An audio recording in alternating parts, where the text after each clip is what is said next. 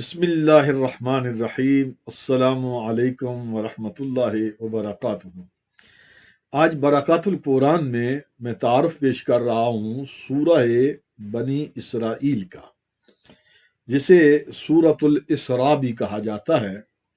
یہ ترتیب تلاوت کے اعتبار سے کلام مجید کی 17ویں سورت ہے، اور اس کی کل آیات جو ہیں وہ 111 ہیں، یعنی 111۔ اس کے 12 رکوع ہیں، 15واں پارہ یہاں سے شروع ہوتا ہے، یعنی نصف قرآن مجید۔ اس کی فضیلت میں سب سے پہلے ایک حدیث سماعت فرمائیں جو ام المومنین حضرت سیدہ عائشہ صدیقہ بنت صدیق رضی اللہ تعالی عنہما سے مروی ہے کہ حضور سید عالم صلی اللہ علیہ وآلہ وسلم ہر رات کو سورہ بنی اسرائیل اور سورہ زمر دونوں صورتوں کی سرکار تلاوت فرماتے تھے۔ اس کی فضیلت میں یہ بہت اہم بات ہے، یعنی حضور علیہ السلام کے معمولات میں یہ تھا کہ تقریباً، یعنی اس سے مراد یہ لیا جائے گا کہ تقریباً حضور علیہ السلام کو یہ پسند تھا کہ آپ ہر شب کو اس سورہ کی تلاوت فرماتے تھے۔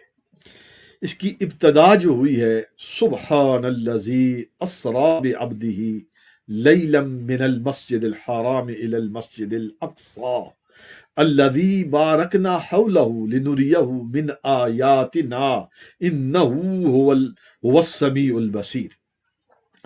یہ آیت جو ہے یہ معجزہ معراج کو بیان کرتی ہے، اور یہ سب سے بڑا قرآن مجید کے بعد حضور علیہ السلام کا عظیم الشان یہ معجزہ ہے۔ اس کی جو آیت میں نے پڑھی ہے، اس کا سادہ سا ترجمہ اور اس کی تھوڑی سی تشریح میں پیش کرتا ہوں۔ پاک ہے وہ ذات جس نے اپنے بندہ خاص کو، یعنی حضور سید عالم صلی اللہ علیہ وسلم کو رات کے مختصر حصے میں، قلیل حصے میں مسجد حرام سے مسجد اقصی تک کی سیر کرائی، اور وہ مسجد اقصی الذی بارکنا حولہ لنریہ من آیاتنا، وہ مسجد اقصی جس کے ارد گرد ہم نے برکتیں رکھی ہیں تاکہ ہم، یعنی حضور علیہ السلام کو اپنی نشانیاں دکھائیں۔ انہ هو السمیع البصیر، بے شک وہ سننے والا اور دیکھنے والا ہے۔ حضور علیہ السلام کا یہ معجزہ جمہور اہل علم کے اقوال میں سے یہ ایک قول ہے کہ وہ معراج شریف کی جو شب ہے وہ ماہ رجب المرجب کی 27ویں شب ہے، جبکہ اہل علم نے دیگر بھی روایات نقل کی ہیں۔ حضور علیہ السلام مکہ مشرفہ سے مسجد اقصی کی طرف سرکار علیہ السلام نے سفر کیا۔ اس حصے کو اسراء کہا جاتا ہے۔ خواجہ نظام الدین اولیاء فرماتے ہیں یہ حصہ اسراء ہے۔ وہاں سے سرکار علیہ السلام نے جو آسمانوں کا سفر کیا ہے اس کو معراج کہا جاتا ہے، اور پھر وہاں سے سدرہ سے پرے جو لامکاں کا سفر ہے وہ حضور علیہ السلام کا معراج کا سفر ہے۔ اس آیے مقدسہ میں پروردگار عالم نے خصوصاً جو بات بیان فرمائی ہے وہ سرکار کی معراج کی پہلی منزل جو ہے وہ مسجد اقصی کی بڑی عظیم شان بیان کی ہے کہ وہ بارکنا حولہ، اس کا پورا ماحول جو ہے وہ برکت والا ہے۔ وہ برکت کیا ہے؟ مسجد اقصی کا ارد گرد کیا ہے؟ مسجد اقصی کے ارد گرد یہ مسجد اقصی جناب سیدنا آدم علیہ السلام نے اس کی بنیاد رکھی۔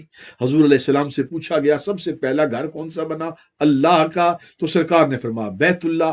پھر پوچھا گیا دوسرا، کہا حضور علیہ السلام نے مسجد اقصی، اور یہ بھی سرکار علیہ السلام نے فرمایا، یہ روایت موجود ہے کہ سرکار علیہ السلام نے فرمایا پہلے کی بنیاد آدم علیہ السلام نے رکھی، اور پھر مسجد اقصی کی بنیاد بھی حضرت آدم نے رکھی، یہاں تک کہ وقفہ حضور نے بیان فرمایا کہ دونوں دونوں کے درمیان وقفہ 40 سال کا ہے۔ پھر اس کی تعمیر ثانی، جیسا کہ حضرت جناب سیدنا ابراہیم علیہ السلام کے بارے میں آتا ہے اذ یرفع ابراہیم القواعد، یعنی حضرت ابراہیم نے کعبہ شریف کی تعمیر ثانی فرمائی۔ اسی طریقے سے آپ نے ہی مسجد اقصی کی تعمیر ثانی، پھر اس کے بعد حضرت جناب سیدنا سلیمان علیہ السلام، پھر دیگر انبیاء نے، یہ ایک سلسلہ چلتا رہا۔ یحییٰ و زکریا کی یہ بستی، سلیمان و داؤد کی یہ بستی، یعقوب و یوسف علیہ السلام کی یہ بستی، جناب سیدنا موسیٰ علیہ السلام کا یہ شہر، سینکڑوں نہیں ہزارہا انبیاء اس جگہ پر تشریف لائے۔ حضرت عیسیٰ علیہ السلام کی ولادت یہاں پر ہوتی ہے۔ یہ بڑی برکت والا شہر ہے۔ اللہ کے کرم و فضل سے گزشتہ سال ماہ رجب المرجب میں اس ناکارہ نے اس پاک جگہ کی حاضری، وہاں کی زیارت اللہ تعالیٰ نے مجھے نصیب فرمائی۔